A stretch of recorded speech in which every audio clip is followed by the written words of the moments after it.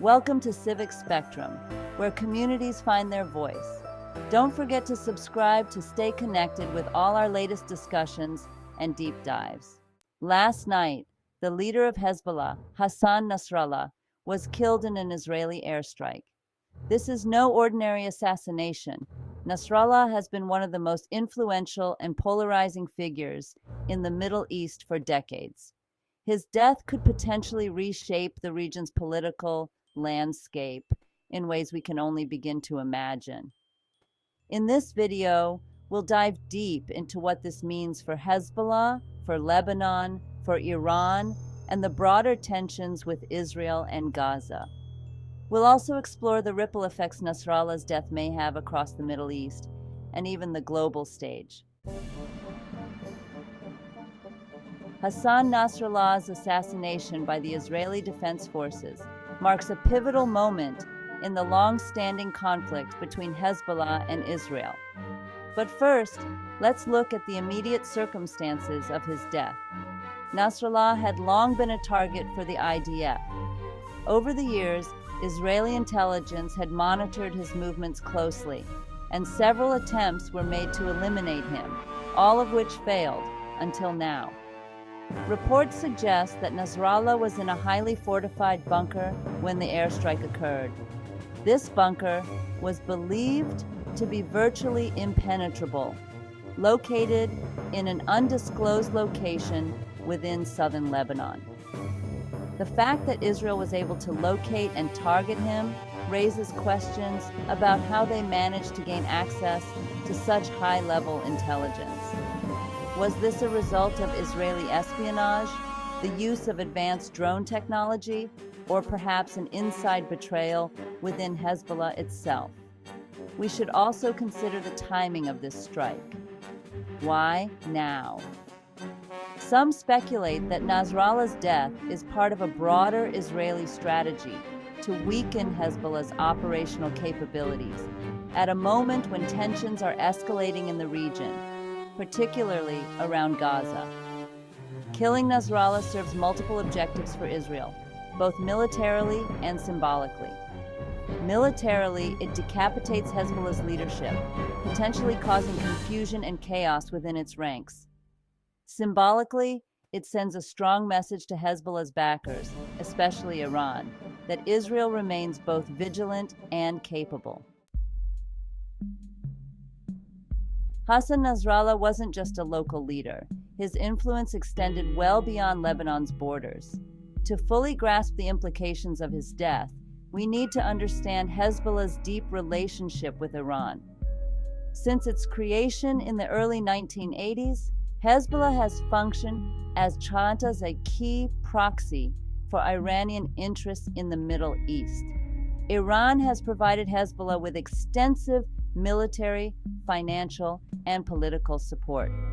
The Iranian regime views Hezbollah as a critical part of its axis of resistance, a network of Shiite militias and political groups aligned against Israel, Saudi Arabia, and Western influence in the region. The link between Iran and Hezbollah is profound. Under Nasrallah's leadership, Hezbollah transformed from a relatively small guerrilla force into a well-organized paramilitary group capable of waging sophisticated operations against Israel. In many ways, Nasrallah himself was seen as an extension of Iranian foreign policy. His speeches often echoed the sentiments of Iranian leadership, and Tehran looked to him as a loyal ally in its fight against Israel and Saudi Arabia. Nasrallah's assassination is not just a blow to Hezbollah. It's a direct affront to Iran. Given the importance Iran places on Hezbollah as a strategic asset, we can expect a significant response. Iran's Revolutionary Guard Corps, which has provided training, weapons, and funding to Hezbollah for decades, will likely view Nasrallah's death as a serious escalation. The big question now is, how will Iran respond? The Iranian response. Retaliation or realignment. In the past, when key Iranian figures have been killed, Tehran has not hesitated to retaliate. The most obvious parallel here is the assassination of Qasem Soleimani, the head of Iran's elite Quds force, by the United States in 2020. In the wake of Soleimani's death, Iran launched missile strikes against U.S. bases in Iraq. A similar act of retaliation might be in the works now. However, Iran's options for retaliation are complicated. Iran could call upon Hezbollah to retaliate directly against Israel. But without Nasrallah, Hezbollah may be in disarray, at least temporarily. Another option could involve Iran mobilizing its other proxy forces across the Middle East. Groups like Iraq's Popular Mobilization Forces or the Houthis in Yemen, to launch attacks on Israeli or even U.S. targets. Such a multi-front response would serve as a show of strength, reminding the world that Iran's reach extends far beyond Lebanon. But Tehran also has to weigh the risks of an open conflict. Iran is already stretched thin, dealing with severe economic sanctions, domestic unrest, and a series of ongoing conflicts across the region. Could the Iranian regime afford to enter another large-scale military confrontation, especially one that could draw in international players like the United States?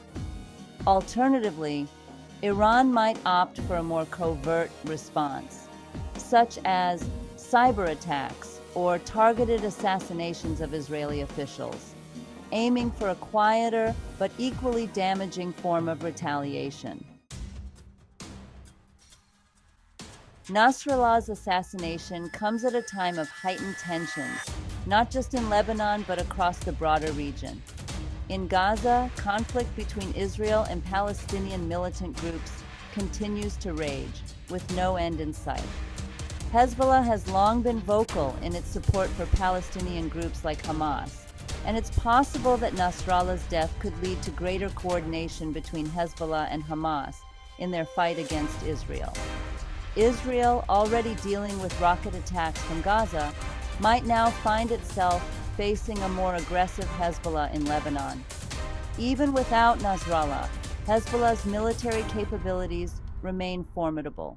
The group possesses tens of thousands of rockets and missiles capable of striking deep into Israeli territory.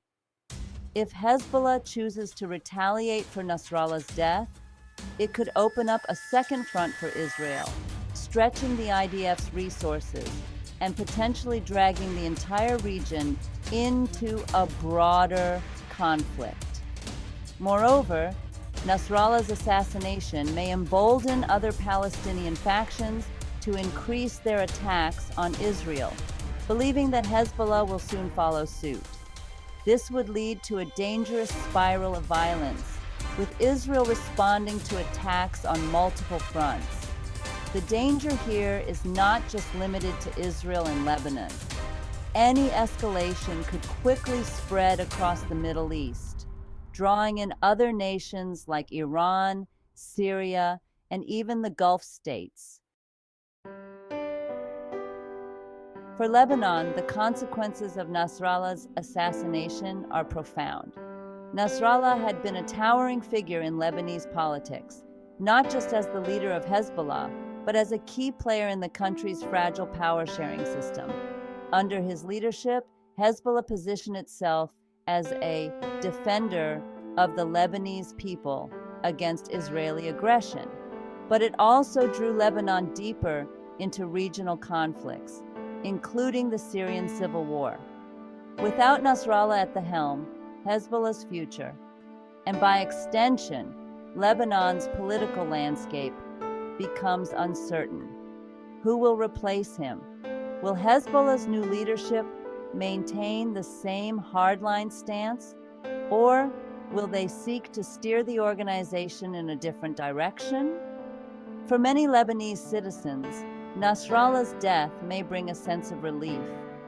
Hezbollah's involvement in Syria and its close ties to Iran have made the group increasingly unpopular among certain segments of the population, particularly those who feel that Hezbollah's actions have contributed to Lebanon's current economic and political crises. However, Hezbollah still retains significant support, particularly among Lebanon's Shiite community, and any internal power struggle within the organization could further destabilize the country. In the wake of Nasrallah's death, we may see increased tension between Hezbollah and other Lebanese factions. Lebanon is already facing immense challenges: economic collapse, government paralysis, and the aftermath of the 2020 Beirut port explosion. The last thing the country needs is another internal conflict, but Nasrallah's assassination may just trigger one. As the dust settles from Nasrallah's death, Hezbollah faces its most critical test since its founding. Can the organization survive without its charismatic and long-standing leader, or will this mark the beginning of its decline? And how will Lebanon navigate the dangerous waters ahead? One thing is certain: the ripple effects of this assassination will be felt across the Middle East for years to come. Iran, Israel, Hezbollah, and Lebanon are all now at a crossroads, and the decisions made in the coming weeks and months could reshape the region's future. If you found this deep dive into current events insightful, don't forget to hit the like button, subscribe to Civic Spectrum, and ring the notification bell. Stay with us as we continue to analyze the shifting power dynamics in the Middle East and beyond. Your support helps us explore the full spectrum of ideas that are shaping our world.